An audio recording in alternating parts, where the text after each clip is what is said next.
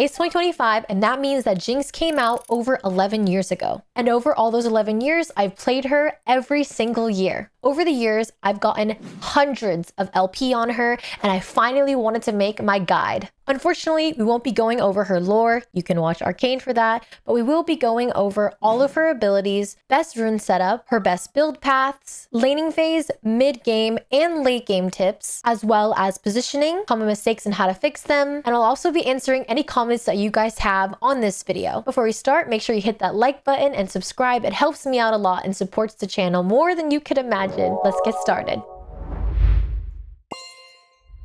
All right, her first ability is called Switcheroo. Now this just rotates between her guns. She has Pow Pow and she has Fish Bones. Now Pow Pow is her little mini gun and it revs up with its passive, and the more she auto attacks, the more her attack speed goes. Now this stacks up to 3 times and scales as time goes on with more damage. Now I use this rocket launcher, aka the Fish Bones, whenever I am running at enemies or I need to be poking them from far away. This goes especially in laning phase and mid to late game. When you're trying to be safe and you're trying to poke the enemy, it does use mana, it does do more damage, and it's slower than your minigun and does not rev up. I wanted to also mention that all of her abilities besides her E use magic damage. And I can see that little blue icon where it says magic damage. That means the E scales with magic damage, but we don't build any AD, or we don't build any AP on Jinx, only physical damage. Next up is Zap. Now her zap is a slow and will also reveal enemies. See, as I hit this, you can see it has a little eye vision on top of the little scuttle crab for 2 seconds. Zap's cast time actually decreases the more that Jinx gains attack speed. So when you're getting to your 3rd or 4th item of the attack speed, which we'll go into later, you get faster W. Next up, Flame Chompers. You've seen these in Arcane. If you've watched them, she just drops them down, and any enemies that go into these traps will be stopped by them and are basically rooted for 1.5 seconds. Now I wanted to add this little tip that Jinx's E can stop engaging enemies. For example, Kaisa R, she cannot go through it. Tristana jump cannot go through it. Zac jump will stop. Some unstoppable targets, for example, Scion ultimates or Ornn charging at you, will not stop with the E, but those are just some targets that can help you. So I love keeping those just safe. You know, you can put them right in front of you when you're running away so that targets have to run around them. Next up, Super Mega Death Rocket. This ability, as of last week, and I'm filming this March 26th, she just got nerfed, but it was just the ultimate damage. The missing damage wasn't changed at all, just the base physical damage, but still a very, very broken ability. I wanted to mention a couple things with this. I use the rocket when I'm finishing a kill or when I am trying to steal Dragon or Baron. Now, the only way you can steal Dragon or Baron is by hitting a target that's next to it. So for example, let's say that there is a jungler that is melee on Dragon. If you shoot it, I always do around like 2000 HP of the jungle like minion if you see Dragon, and I'll just shoot the target, you know, wherever they might be. Obviously, like no one's on it right now, but you can steal it. Feels amazing. Anyways, that also gives you her passive, which we haven't talked about yet, which is basically whenever she kills a tower, an epic monster, a champion, she'll get that movement speed. And if she kills them within 3 seconds, she'll get that movement speed and attack speed for 6 seconds. I love this because it keeps resetting. It's called Get Excited, and you really do get excited playing Jinx. I also wanted to mention with her passive, when she is excited, she can exceed the attack speed cap. So I posted clips in the past where she's auto-attacking super fast, and it's because of all the resets from kills and towers. Now let's go through Jinx's basic runes. I take first Precision Tree with Lethal Tempo, Presence of Mind, Bloodline, Coup de Grace, and secondary, I take Sorcery with Gathering Storm and Absolute Focus. These are a go-to. Now, for these, I take the attack speed, adaptive force, and the 65 health. You could opt in for the health scaling, but most of the time, I just like Jinx to be a little bit tankier early game. Now, the reasoning for these runes. Now you can skip ahead if you don't want to know why and you just wanted to know the runes, but the lethal tempo is good with her passive attacking when she does more damage, basically when she's attacking more, which Jinx loves. She wants to get revved up. She wants that attack speed bonuses. Next up, presence of mind. Jinx has her abilities like her W, her E, and her R, which have mana, as well as her Q, switcheroo, when you're in the rocket form, does need mana as well. So I love presence of mind because I'm not building anything that's going to give her mana regen. I take bloodline because we don't really build any health vamp or regeneration with bloodthirster until later on into the game. So this really helps with that sustain. Now, next up, sorcery. I do change this tree on one condition. Most of the time, I take Gathering Storm and Absolute Focus because you just do more damage and you basically get a BF sword late game with this rune alone. Now, the only thing I could possibly change or would change is if I'm going versus a Draven or a Tristana, and instead of Barrier, I take Exhaust. I love taking Nimbus Cloak because whenever you use a summoner spell like Barrier or Exhaust, you can have that movement speed bonus. Actually, instead of Absolute Focus, I would go Nimbus Cloak, Gathering Storm. I don't know why they didn't switch over and why it was like flipped like that, but these are the runes that I'll go if I'm versus a Draven or Tristana or some enemy that I have to take Exhaust versus, like Kai'Sa, anything that could heavily dive me. Next up, we're gonna go through her build, but before that, I wanted to show you guys that you can go Barrier, you can go that Exhaust. People used to go Ghost and heal, but I highly recommend Barrier because it is the best with Jinx right now, and it even got buffed in the preseason of this year, so it has that shorter cooldown. So as for Jinx, most of the time, she'll always start Dorn's Blade pot first item. However, you can start Cull if you'd like, and you can go with that extra pot for that scaling. Now, obviously, I have a lot of money right here, so we're gonna ignore that fact, but you could start that if you're looking for that scaling, because every single time you get a minion, you get that extra bonus gold, and then that grant of a gold at the end. Jinx doesn't really do much damage early. It's more that mid to late game. So we will hold on to the Dorn's Blade for now, because that's what I usually go. And then after that, I will first build Jydn. Now, I honestly am not the biggest fan of this item right now, but for the instance of this video and how it really is in the current meta, the first item that we build is Jydn. Hopefully, preferably, if you can build BF Sword first or Scout Slingshot to finish that, we are going to get that. Now, sometimes I will buy BF Sword and I'll finish my Berserker's Greaves early, which are the boots we're going to buy second on this, because it allows me to dodge early. Now, I do like buying sometimes boots first without even buying any attack damage or anything like in here, because I might be going against a double AP lane where I need to be dodging more abilities. And the movement speed is just nice early. Next up, after Jydn, I will build IE. Now, a question that people oftentimes ask is, when do I sell Dornblade? And I would sell Dorn's Blade if you're finishing a second or third item. I would not sell it to finish your first item unless you're extremely desperate, but that's just, you don't want to be that desperate. There's 3 items that you can build after your first 2 core items. You can build either Rinen's Hurricane, Lord Dominic's Regard, or Rapid Fire Cannon. And if you really need the Bloodthirster, you can buy that early. I just do not recommend it. Or you could build Mortar Reminder if they have a lot of healing on the team. Anyway, so reasoning for any of these items.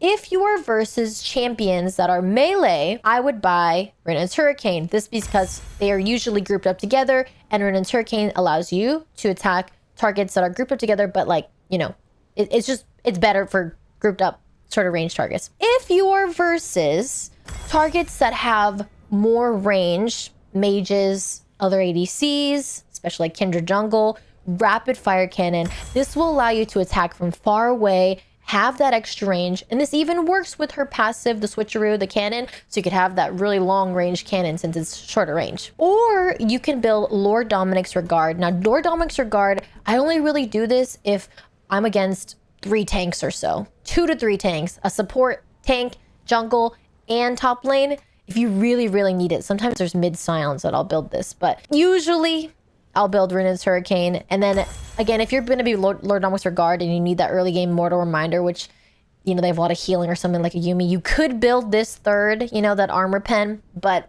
I build it forth. Now, let's say we sold our Doran's Blade already. We have all our 3 core items. Next up, what do we need? If they have a mage that's killing us, we can opt in for a Hex Shrinker, and you can hold on to the Hex Shrinker, or you can, you know, buy the whole Maul Mortius, although sometimes they might have a lot of tanks, so we need that last Whisper. You can finish the last Whisper and then have that last item finished for Hex Shrinker.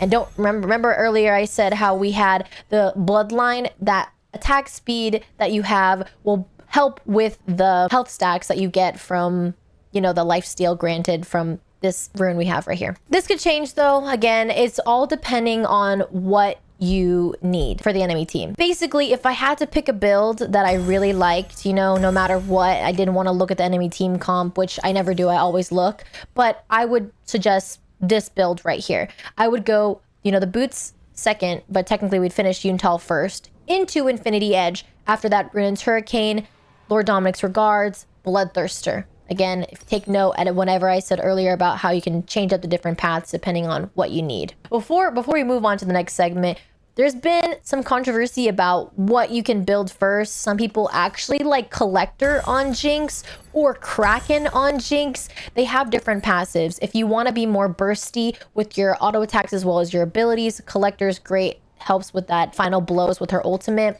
Or the Kraken Slayer, it does more damage the more you auto attack. I feel like Yuntal's more for that late game bonus, but any of these, it's really determined, but Yuntal has been the safest and the most common as of recently, but I think I'm the biggest fan of Kraken, and if I'm having the most fun, a Collector. If you're enjoying the video so far, drop a comment down below with your favorite Jinx skin. And now let's get on to some of my early game tips with Jinx. Early laning phase tip number 1, focused on last hitting your CS, and make sure you're allowing your support to secure those last hits as well on their support item. Wave management is also super important on Jinx. Now, because she is a hyper carry and she scales for the late game, sometimes it's best to allow the enemies to push in and to farm safely under your tower. However, if you have a more dominant support like Thresh or some kind of engage that has that ability to peel off when you guys do get ganked and you're pushed up at the tower, you could pressure early for plates. It all really depends on the different matchups. Some of the matchups that make it really hard for Jinx are, for example, Draven and Braum or Lucian Braum. Honestly, any high damage AD carry early, Jinx has very hard time versus. Now, some supports too that can displace Jinx, like Pyke or Blitzcrank, for example, you gotta play safe early and you gotta hope that your support doesn't troll you and int early, but I can give some tips later on with how to deal with that. In laning phase, besides the trading, you wanna focus on poking. Now, this means using your Q or your switcheroo to change from your minigun to your rocket gun to not only hit the target on the enemy team, but also you can use the minions that are in front of you to also hit AoE if the enemy is standing in it. So let's say Draven is grouped up along those minions, you can hit Draven while you're last hitting those minions. Also, a quick farming tip, if you want to farm minions faster, you can use that rocket to auto attack those groups of minions faster, but remember, that does cost mana. Let's talk about wave management. Now, wave management with Jinx can be a little complicated, but listen to me, it's really not that complicated. With Jinx, you can either slow push or you can hard shove. Now, what this means is slow pushing means you are last hitting the minions. Shoving means that you are hitting every single minion right when you see it and you're just pushing into the tower, which I want to give a tip that when you keep shoving the minions into the enemy tower, especially if you're winning, you are giving all those enemies all that free EXP as well as all those last hitting minions under their tower, and they're safe and you're susceptible to ganks. So sometimes it's okay to let the enemies have those minions hitting your tower, not too much because the plates, but if you can get it so it's in the middle of the lane or a little bit outside your tower, it's the best spot to be because you can be denying the enemy CS and you can be getting free, safe farm. Now that we've talked about the early game, let's talk about mid game. There's 3 things that are super important with mid game: positioning, continuing to farm, This is important, like continuing to farm and scale, because Jinx, a hyper carry, you gotta keep farming. Sometimes you just don't want to go for those team fights. Anyway, we'll talk about it. Next up as well, we're going to talk about objective control. Jinx is about hindering those enemies' HPs slowly with the range that she has, as well as playing back and safe. You want to allow your team to set up the kills for you as best as possible, or, you can slowly wither down their HP with that bonus range, but mostly just playing with your team and playing safe and back. Next up, farming and scaling. As I said earlier, super, super important. Sometimes a team might be hard engaging on something that you're not going to win. You can ping them back, which is super important. Having your enemy or having your teammates know that, hey, we're not going to go in on this. I'm just going to keep farming this wave. You don't need to type it to them. Just ping them a couple times back. You want to focus on the farm. You want to kind of tell, hey, can I help with this? Am I too under level? Do I need some items? Am I not strong enough yet? Because sometimes it's more important to just scale and get the CS than go for hard objectives that you're not going to win. Objective control. Now, mid game is super important for objectives because this is how you win the game. Securing those feats of strength, securing the Scuttle Crab, the Baron, the Rift Herald, there's so many, Otacon, the Grubbies, everything like that. You want to make sure as Jinx, you are trying to help as much as you can while continuing to farm and scale. Now, if you're going for something like Dragon, or you're rotating for the Grubbies early, which is a little bit crazy because Jinx isn't that strong early, but if you do manage to help with Dragon, you want to use your W and your E to help zone off the enemies because they have to walk around the entire E, or you can use that W for vision. These team fights that happen around these objectives can be a little bit hard for Jinx because she'll be caught up in a spot. So you want to make sure you're able to escape or at least reposition for a good team fight. You want to be in the middle surrounded by all the enemies, which sometimes you can't help it, but making sure you eye your abilities or your summoner spells to stay alive is the most important thing to do, and hopefully your support saves you if anything bad happens. Let's talk about my favorite part of the game, late game, and finishing off the game for that win. In team fights specifically, Jinx is using her rocket for those late game poke. Now, if you have Ruinant's Hurricane or RFC, you can really hit those enemies and back up, go back in, hit them with that range. Even if it's just one target,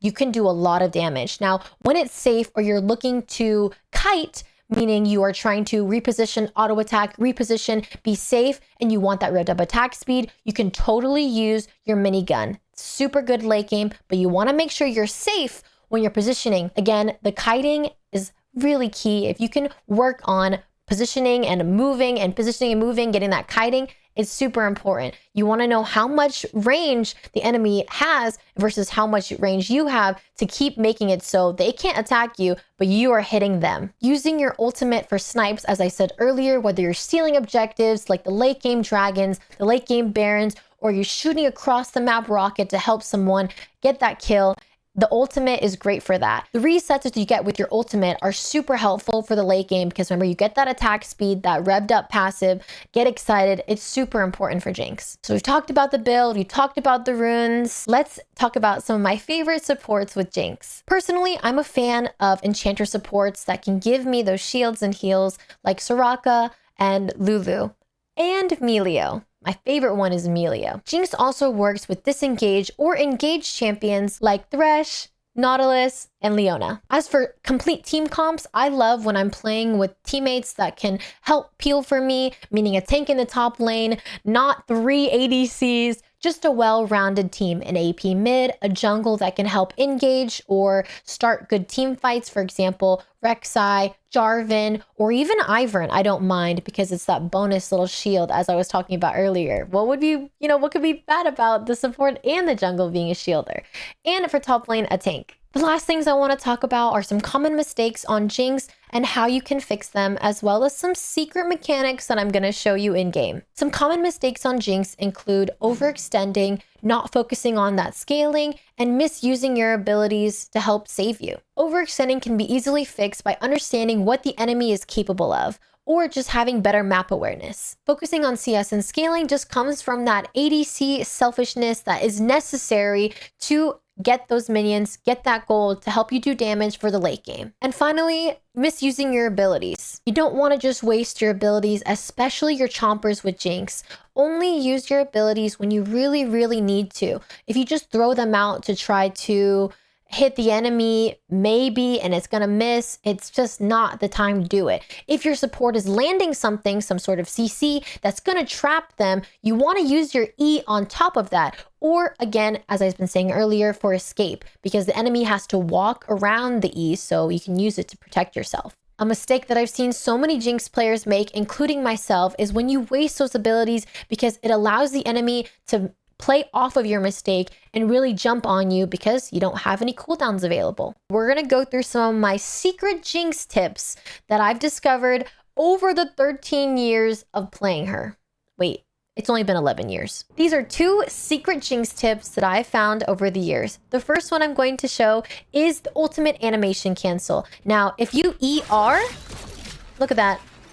My ultimate did not even show.